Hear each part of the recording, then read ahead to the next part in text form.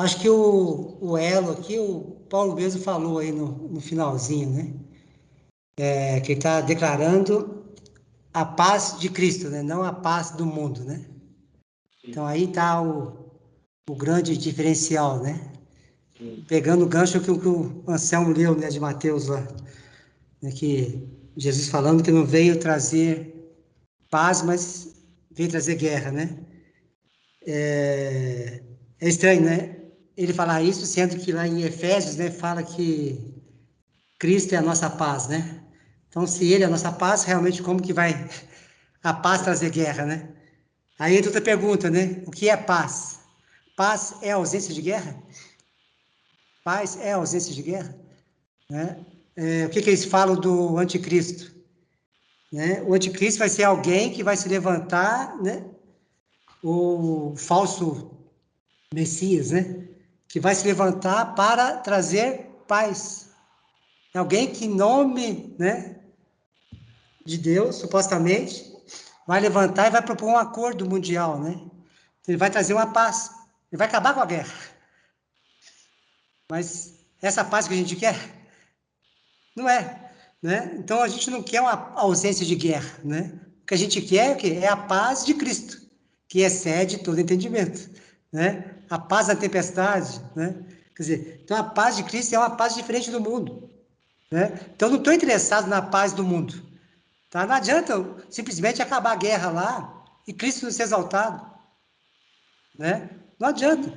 Quer dizer, então o que nós temos que estar buscando hoje é justamente isso, né? A paz de Cristo. Cristo é a nossa paz, né? Então, aquele texto de Efésios, né? Porque o próprio Cristo é a nossa paz. E ele fez a paz entre nós, os judeus e os gentios, fazendo todos nós uma só família, derrubando a muralha de desprezo que nos separava, né? Então essa é a paz, quebrar a inimizade que existe. E quem que faz, quebra essa inimizade? Só Cristo. Então existe uma inimizade hoje entre, né, a descendência de Abraão, né, como o Raul falou, né, Isaac e Ismael. E quem que vai quebrar essa inimizade? Né? Não vai ser ninguém lá levantando, não vai ser o exército mais forte que vai vencer, que vai trazer, e nem alguém lá, né, propondo um acordo de paz que vai resolver. Não é. Né? Então, o que precisa ter o quê? É realmente isso, né? Um reconhecimento de Cristo. Né? Enquanto Cristo não for reconhecido pelos judeus, enquanto Cristo não for reconhecido pelos muçulmanos, não vai haver paz. Então, eu posso declarar paz simplesmente, genericamente, tá? Não a paz de Cristo. Eu posso declarar paz e até chegar a um acordo de guerra, mas se não tiver Cristo, não tem sentido, né? Não tem sentido. Porque somente Cristo vai ser a paz. Somente Ele vai quebrar essa barreira de inimizade. Então, acho que quando o Ronaldo fala o que ele está falando, acho que é mais nesse sentido. Não adianta eu clamar por uma paz superficial, né? Não adianta eu clamar para acabar a guerra, simplesmente. Né? O que eu quero é que Cristo prevaleça. É que os judeus reconheçam Cristo. Né? É que os muçulmanos reconheçam Cristo. Porque aí sim haverá paz. Né? Então, essa paz que nós queremos. Então, Cristo é a diferença. Cristo é a diferença. Outra coisa, assim, só um parecer meu também, tá? Quando Paulo falou a respeito da iniquidade, né? Que se for ter um julgamento pela iniquidade, todos nós morreremos, né? O que nós clamamos é para que seja tirada a iniquidade. Né? Eu vejo o seguinte, eu acho que volta novamente para isso que a gente está falando, né? A respeito de Cristo, né? Paulo, lá em Romanos 8, né? O que ele fala, né? Miserável homem que sou, né? Quem me livrará do corpo dessa morte, né? Que ele quer fazer o bem como faz, né? O mal que não que ele faz, que existe uma iniquidade no interior dele, né? Que ele não consegue vencer, né? E como que eu faço, né? Como que eu venço? Miserável homem que sou, né? Mas aí em Romanos 7. Aí no versículo 25 ele fala, né? Dou graças a Deus por Jesus Cristo, nosso Senhor. Assim eu mesmo, com entendimento, sirvo a lei de Deus, mas com a carne, a lei do pecado. Quer dizer, ele tem uma lei forte do pecado no corpo dele, né? Mas ele dá glórias a Cristo, porque apesar dessa carne que ele tem, apesar dessa iniquidade, ele tem a Cristo, né? Apesar da iniquidade, ele tem a Cristo. Aí, lá em Gálatas 3:27, né? Fala assim, porque todos quantos fostes batizados em Cristo Jesus, né? Em Cristo vos revestistes, né? Então aqui acho que está o grande diferencial. Nós não precisamos tirar a nossa iniquidade. O que nós precisamos é nos revestirmos de Cristo, né? É isso que nós precisamos fazer. A iniquidade, ela não precisa ser tirada. Lá em Coríntios 15, né, 54.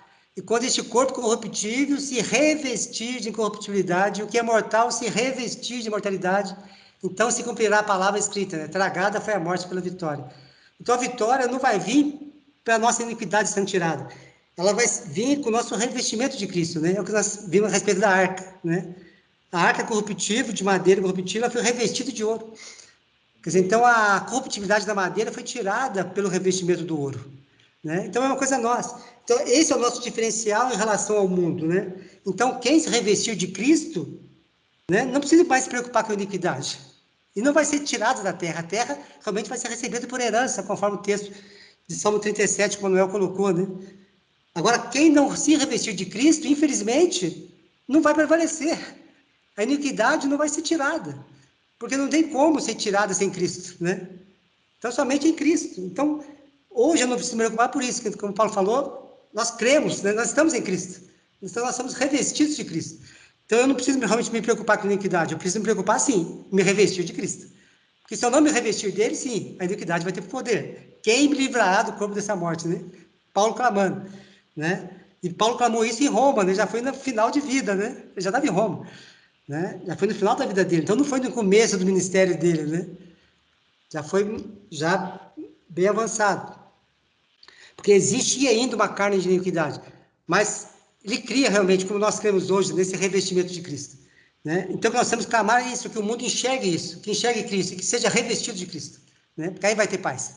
Aí não vai ter realmente iniquidade, e aí realmente quem assim agir vai realmente herdar a terra e vai usufruir de tudo isso que o Pai tem prometido para nós aí, né? Então que haja esse entendimento, né, em cada um de nós.